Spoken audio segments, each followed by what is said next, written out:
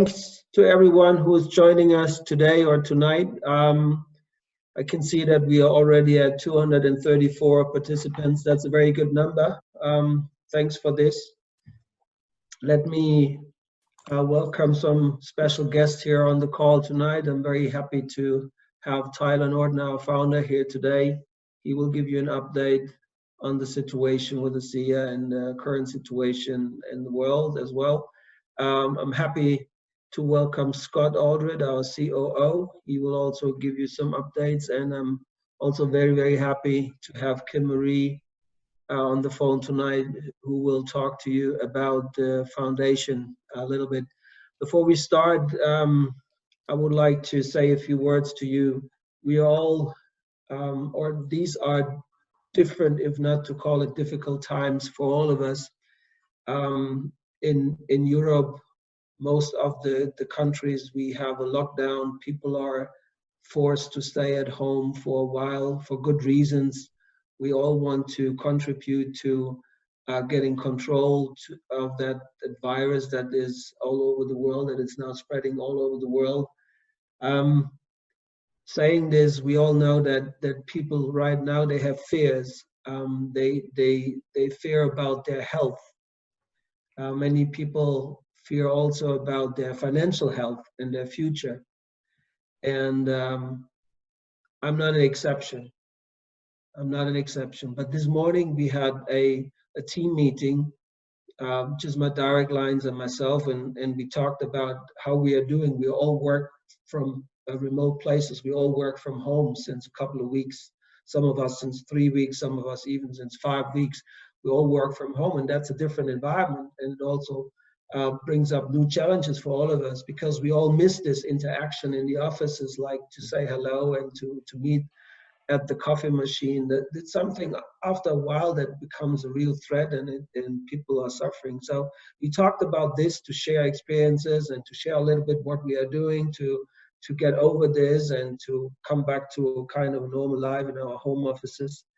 And there was Zhuja who was saying this morning, yeah, but at the same time, what really keeps me up is that I'm so happy and I'm so proud that I'm working in this industry right now. And I'm even more happy and even more proud to work for this company right now, because for myself, I don't have to have these fears, not to at the same level than my friends. And I could not agree more to that. I'm in this industry since 30 years, and I went through some crises, but not to the extent of this crisis. And I was always happy and proud to work in this industry. But right now, I agree to what Zhuja said this morning, because I am still working. Lots of my friends, they're not working. They're sitting at home. I have a good friend who's running a travel agency. He called me 2 weeks ago. He says, I'm done for this year. There's no chance for me. I can cope. I can pick that up again, what I have lost and what I'm gonna lose over the next weeks. And other friends who did work until last week, and then their company says, well, we don't have enough work for everybody, so half of the employees have to go home. I'm very happy I don't have this issue. Maybe I have even the other issue. I have too much work right now. And that's a good sorrow to have, in particular in these days. And I'm also very happy and proud to work for this company, because not only do we have the right products, but also we have the right opportunity to people, to help people out, to give them that little bit of light at the end of the tunnel they might need right now. And to me, that makes me very proud. And I promise to Tyler, I will not complain about too much work. And with no further delay, just one last sentence. Of course, I do worry. I don't take this easy. I have a lot of friends, as I told you, and I have close family, my daughter and my brother, who both belong to a high-risk group. So I have to worry about them health-wise. And but at least I don't have to worry about my financial health and the future, because I'm working for this company.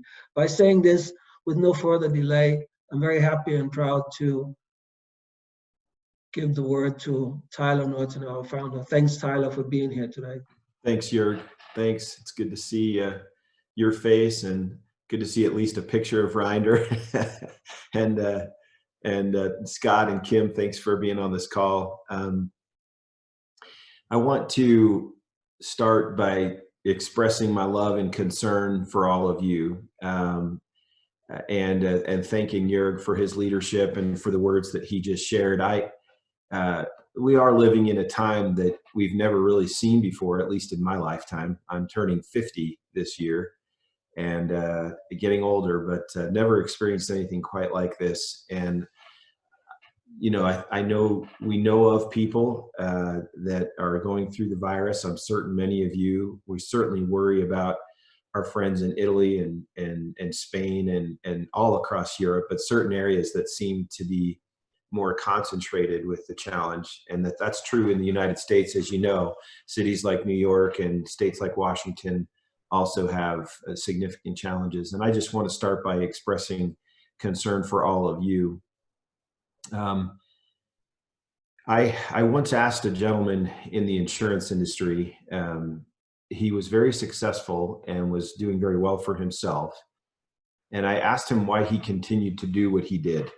He made enough money. He didn't need to keep doing the work that he did. And he taught me something that I'd like to share with all of us this evening. He said, Tyler, there's a hierarchy to motivation, kind of like a pyramid. And he said, the lowest level of motivation is, you know, like, I need to just economically survive. And he said, when you start a job where you're selling products that you only get paid commission, you start by saying, okay, what's the lowest level of my motivation to make enough money to survive? And he said, and once you move beyond that mark, you then move to a place where it's a little bit almost like competition. He said, where you want to be rank advanced, you want to be recognized, you want to do as well or better than someone you might be competing with. And he said, so you move from survival to competition. And he goes, then you move from a place of competition to excellence, to personal excellence. You start to try to beat your best. He used to call that beat yesterday. And he said, always trying to be the best you can be, not compared to someone else. And then he said, and the very top element of motivation is cause motivation. And he said, the highest form of cause motivation is when you realize that if you don't do your job well, someone may suffer. And I never forgot him saying this, because he was teaching me a lesson as to why he continued to do his job. He didn't need the money anymore. He had received all of the awards, and he certainly was an example in our industry of personal excellence. But he had become so convinced that if he didn't do his job well, that someone might suffer. I don't know of any time in my life when I have felt that more acutely and more clearly than I feel that now. And I would invite all of us to realize that the ethos that we've been trying to teach for 10 years is now, and should be now, at the center of all of our motivations. And that is, if we have an opportunity to do our job well, we may help someone somewhere not to suffer. And to me, that's the element of motivation that has really inspired me. There's a lot of questions that people are having now. The world economy has come to kind of a standstill. And I feel so very blessed and very fortunate that we work in an industry, and in this case, our company as of today, that is thriving and doing well. Our company is not slowing down. Last week, and Scott can talk to this, last week I was in the production facility on Friday, and Scott, I was talking to Darren and your team, and you had a record week last week in the total amount of ASEA produced last week. We're not slowing down, we're speeding up. We're still meeting the expectations of our government leaders in terms of social distancing and small gatherings. But we're very, very fortunate that our company is still progressing and moving forward. Many of you might be concerned about any number of things. The company is healthy. Our cash position is strong. Our revenue is at or above our planned before the virus. Our profit numbers are healthy. There's nothing happening in this company on our balance sheet or on our P&L or any other financial indicator that you should feel concerned about as you continue to place your efforts into helping others. And I think that's a very fortunate position to be in. As Jörg mentioned, I have many friends that are entrepreneurs and run other businesses that are really in a difficult place. I know many of you have jobs that are your primary source of income that are not operating either at their full capacity or at all right now. And so I'm thankful that you've got an opportunity with ASEA to still do some good and generate some income for yourself, which is an important part of getting through this time as well. So let's remember that a cause motivation of, if I do my job well, I may help someone not to suffer. And if I don't do my job well, maybe someone will suffer. I think we all have a confidence. If you're on this call, you already have confidence in our products. You know that what we have is something unique and special and certainly relevant at this time. And in addition to that, not just the product is relevant, but our company is relevant. We represent an army of voices that can thrust all of their energy forward into helping others at a time when unity and togetherness and working together to solve a very significant world issue is a high need in the world right now. It's important for me to be able to tell you, though, that from every indicator that I have, and I certainly wouldn't say this if it wasn't true, that the business is doing well. It's strong, and Scott and will tell you a lot of it from the eyes of operations. He's watching closely that there will be some challenges, and there have been some challenges in terms of logistics, but so far we're handling them, and on all accounts the business is moving forward. So how should you be operating right now? I would highly encourage you to be using social media and Zoom platforms like this one we're using tonight to continue to spread the message of opportunity and the strength of our products at this time.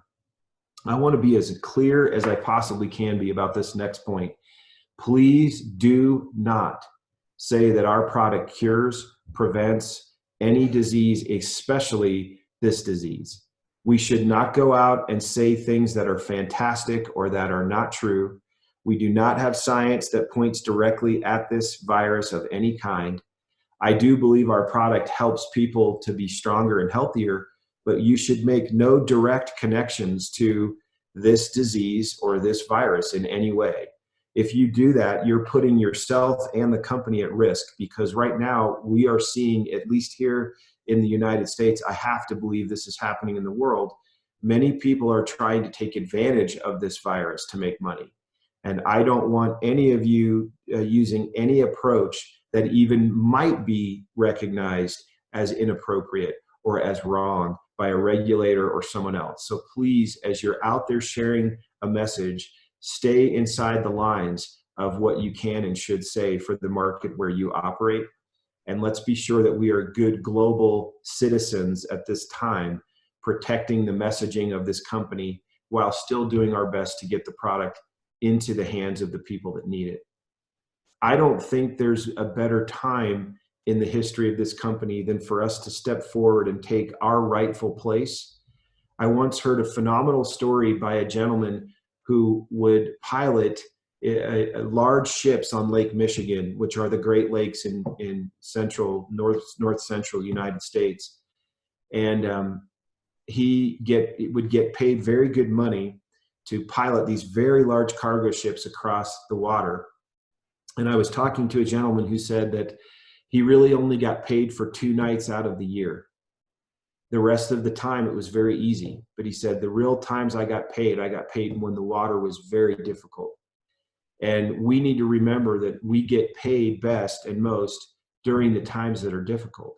These are the times for us to step up and show leadership and then be an inspiring voice to other people and speak from a place of conviction and confidence and concern for other people, so that they can sense that we're leading in a time when a lot of people aren't leading right now. A lot of people are stepping back into themselves. They're becoming self-centered and self-concerned. And ironically, at a time when we can't get together over coffee, we can't go to a restaurant or even to a business meeting, our concern levels coupled with technology are the times when we can do the most. Right now, we should be reaching out in very compliant ways, but we should be reaching out to more people. and sharing that with them what we can share, and realizing that honestly, we get paid during these times of difficulty, not during the times that are easy. And so for me, I literally wake up daily thinking about who do I need to be thinking about today, whether that's someone like you, someone in our company, even someone in my social sphere, or people I've never met. I shared ASEA recently with someone that was in a higher risk category based on the world we're living in right now. I'd never met her before. It was a person through another person. And I got a text message back saying how much she appreciated and thanked me for never even knowing me, but said, I've been really looking for a solution. We should be reaching out. The fear that people feel now and the increased prioritization on personal health and the health of the people they love creates an important world for us to use it to our advantage, but not in a negative way, in a positive way, helping people to find feelings of hope. So I want to encourage you to think about how you're using technology, social media platforms, again, compliance, do it in the right way, but also Zoom meetings, getting out and sharing the message with other people. They need help with income right now, and they need help with health right now. And we have a great, great position for both of those things.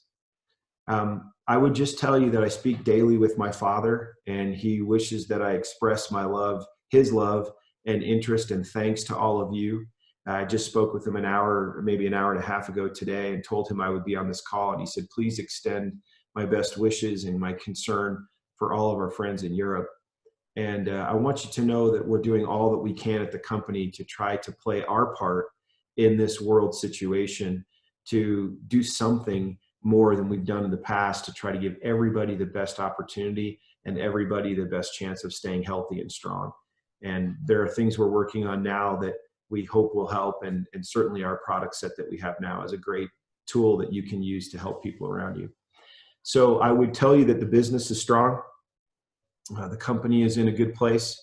For some reason, we've been favored to not see a slowdown in sales. We all know that our products are relevant. And I want you to know that if it wasn't as strong or stable, you would be hearing that from me as well. And it is right now. So I can tell you with confidence that there's nothing to worry about as it relates to ASEA. There's plenty to worry about in the world. But as it relates to ASEA, that's one thing that you can feel confident about right now as you go out and try to share these products and opportunities.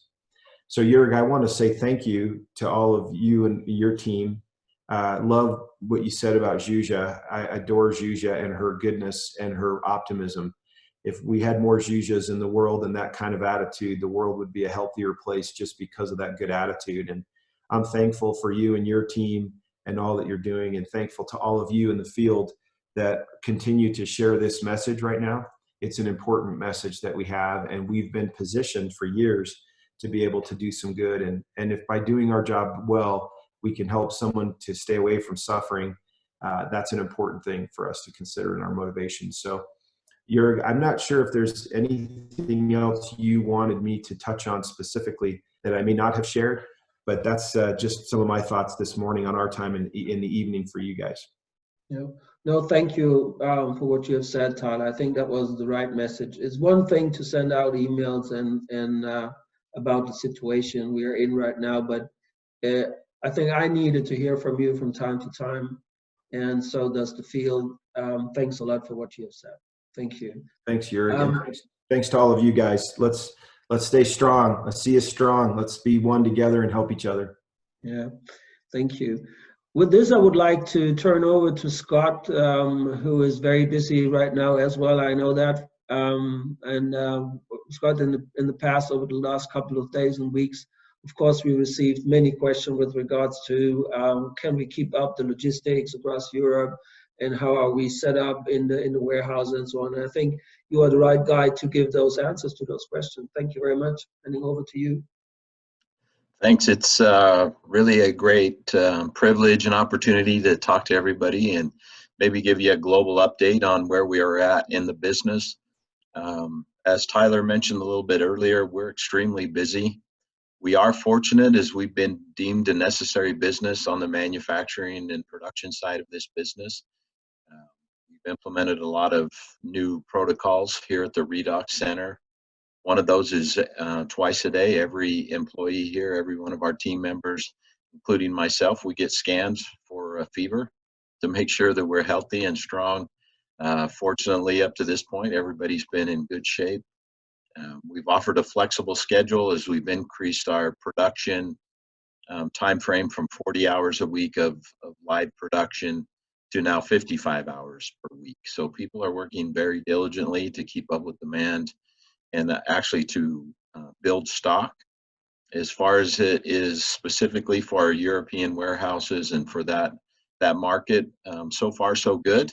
We've experienced a few disruptions with shipments getting them into the warehouse, but we have a great supply of products to distribute, and we continue to ship products. There are some local disruptions, as we all know, as one of them has been in some regions of Italy, and as we deal with that. But for the most part, our shipping partners that are local are able to continue to deliver products. We do appreciate everybody's business. I want everybody to know that. With you sharing our product, it allows us to do what we do really, really well, and that's to manufacture and distribute these products. It's not without challenges. It requires great strength and diligence at this time, but we are definitely up for the challenge, and we'll continue to produce, and we'll continue to ship, and continue to support our markets, and we'll do it in the best manner that we can. Thanks a lot, Scott, for the reassurance and the confirmation again that we are also logistically in a good shape. One question from my side. Yeah. Are we preparing for times that might come in the future where government even strengthen the lockdown? So are we prepared for that? Are you prepared? The warehouses, do we have a bigger stock available for the warehouses in Europe and all over the world? Yeah, that's a great question. I appreciate that. One of the reasons we're working longer hours and producing more product is to get as much in each warehouse as we can. Right now, currently globally, there's 19 different warehouse locations, and we are increasing stock levels as we speak. There was just recently on Monday, there was over 7,000 cases delivered to the warehouse in the Netherlands. And we're continuing to do that on a regular basis. So we'll be increasing stock levels from about, we normally have about 60 days in each warehouse. We're pushing that to 90 to 120 days to prepare for that. That takes a lot of preparation, because something as simply as getting enough bottles and caps and labels and those things, we have to work with our local suppliers. But that's why we're working so hard right now, is if there was a case where we would need to suspend or stop production, we need to make sure that there's at least a 3 to 4 month supply for every warehouse. I would say globally right now, the 2 locations that are in the best shape are actually here in North America and our European markets. So those have seen the least amount of disruptions, and we're pushing hard. Last week, we actually produced 31,000 cases of ASEA in a single week, and as Tyler mentioned, that was a record. We've been preparing for this day for a long time. We've automated many of our processes, and even with our staff being short-staffed for different reasons, personal reasons, having children at home, with school not being in session, we're still able to achieve tremendous numbers and meet all the demand. So yeah, we're planning for that. We hope it doesn't come to that. But we're going to continue to work as diligently and as provide as much effort as possible so that we can continue to supply product. So to summarize, we are in good shape and we are prepared for any condition. That's good to know. Thanks a lot for your time. Yeah. And I know you're busy right now on the floor there at the warehouse, at the plant. Thank you very much, Scott. Right. Thank you. I would like to hand over to KimMarie. KimMarie, we also received some requests from many countries in Europe, across Europe, like what are we doing to help people in the affected areas? Can we help more? What can they do? And so on and so forth. Maybe you can give us an update on what the foundation does and what we do in addition to that. Thank you very much. Sure. I'm going to share my screen here, so hopefully this works. All right. So the foundation, as many of you know, the foundation's mission statement is to break the cycles of poverty, suffering, and abuse. And we have been able to do this because of the generous donations from our donors in the ASEA family. We're living in an interesting time right now with COVID-19, and obviously there's a lot of suffering that is happening, both physically and emotionally, as people are in isolation, as people are sick with this virus. And our hearts are going out to our ASEA family all over the world who are dealing with this and the tragedy that's happening. A few weeks ago, Sylvia Fontana reached out to the foundation and asked if there was anything that we could do for the people in Italy. And the board, we decided that we do need to be doing something, and we were lucky enough to be able to find a nonprofit that we could partner with. And you know, the stats of this virus just continue to increase. In Italy, as of last Friday, there were over 80,000 confirmed cases. Those are people who have been tested with the virus, and over 8,000 deaths have happened, and the numbers continue to soar in all of the countries. Now, the nonprofit that we found that we partnered with and made a large donation to is the Samaritan's Purse.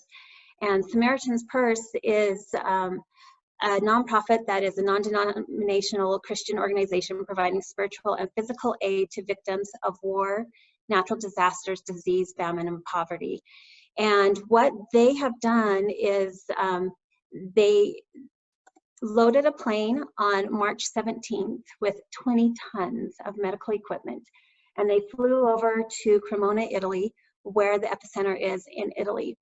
And they have assembled a field hospital in the parking lot of the hospital in Cremona. So in a matter of 3 days, they opened up this field hospital to support what was happening there. They have over 14 tents that are in the parking lot. They have 68 beds and over 70 plus doctors, nurses, and medical professionals that are there and will likely be there for the next 30 days or longer if necessary.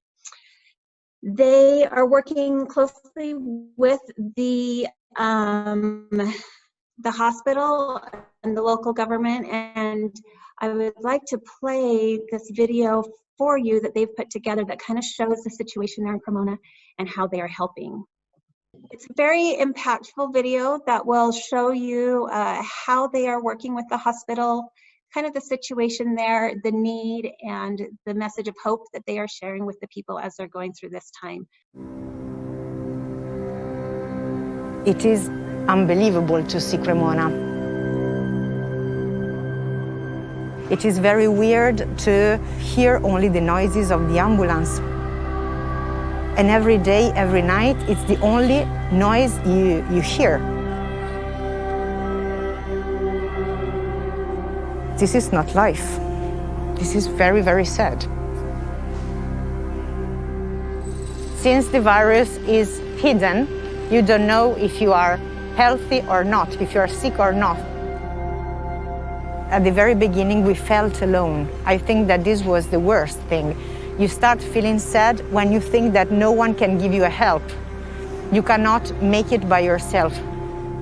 People like you that left the States to be on the side of the population of Cremona is a very big hope for our city.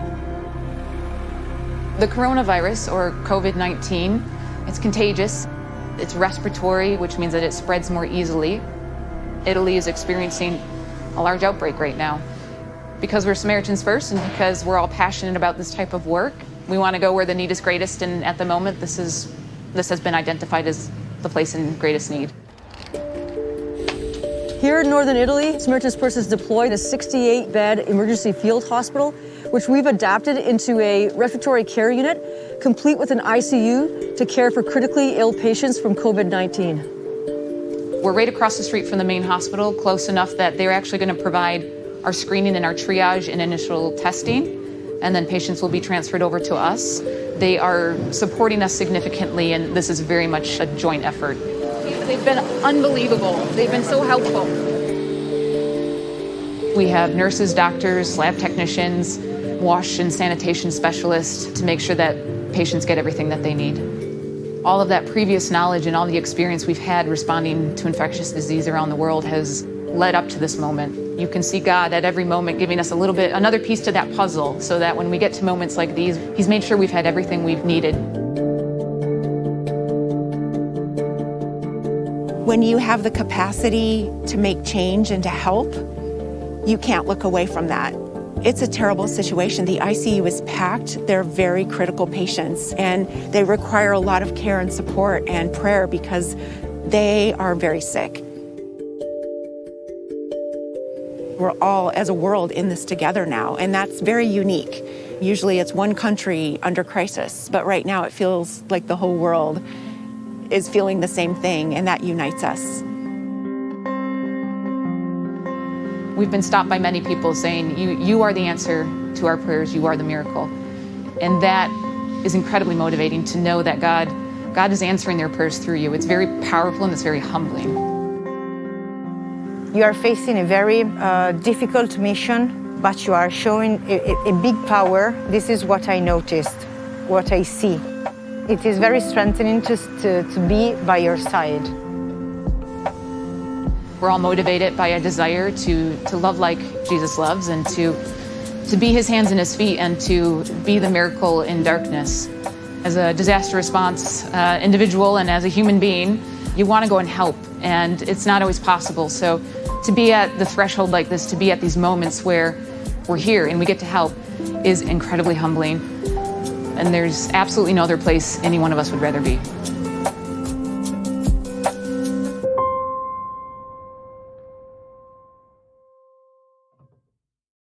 So we'll just kind of move on. One of the things that I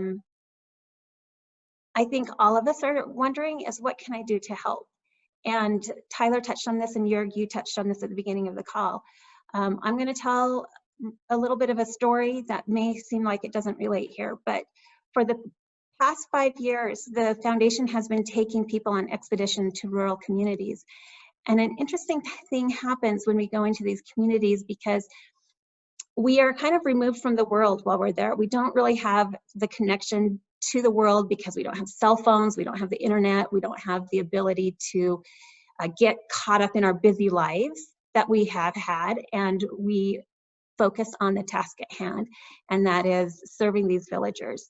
And in the evenings, we really connect with the other expeditioners that are there, and that human connection happens because there's no distractions.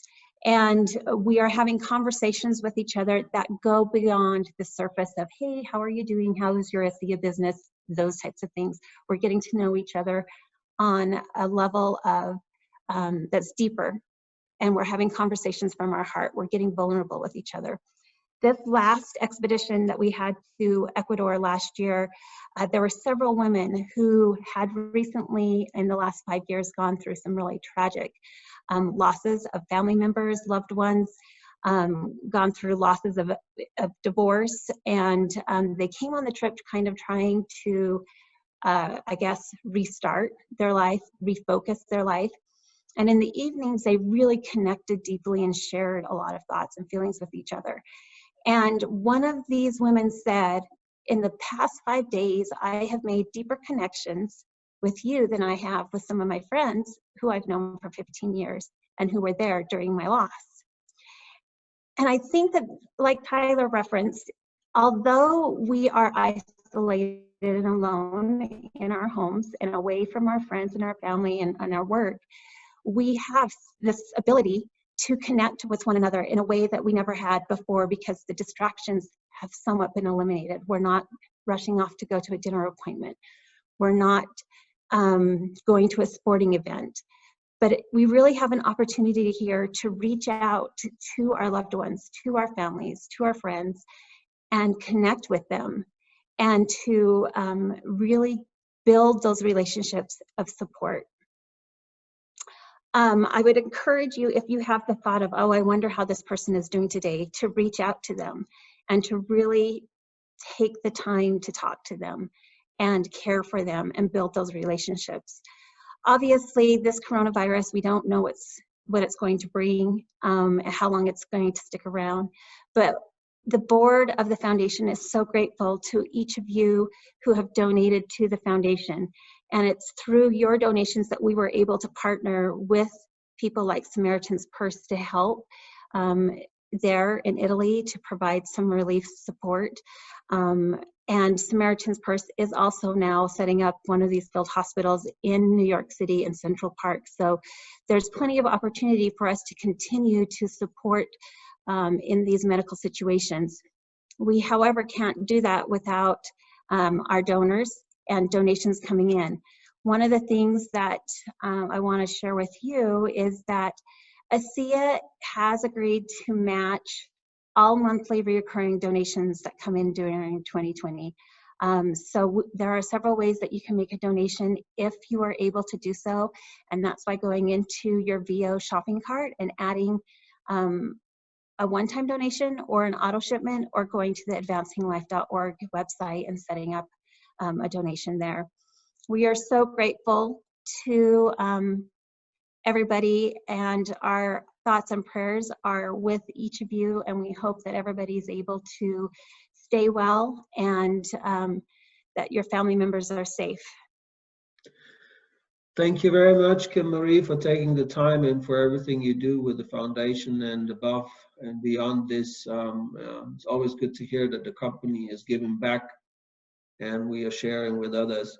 I don't know, Reinda, Edouard, if you have prepared something from your sales point of view, or otherwise, I just want to make a little hint to the time after the crisis, after there will be a time after the Corona crisis, and there will be for sure a time where we will all be able to leave our houses again and maybe even to travel again soon. Don't know when that will be, but there will be a time. And for this time, we have set up of course, again, a European incentive promotion with the trip that will be taking place in November in Marrakesh this year. So watch out, in the next couple of days, you will get some more information about this. With this, again, I want to say thank you to Tyler and Scott and KimMarie for taking the time to come on this call and to share all your information first glance with the people in Europe. Thank you very much. I hope everybody stays safe and healthy, and I hope to see you all soon again on Zoom or even physically. Thank you very much.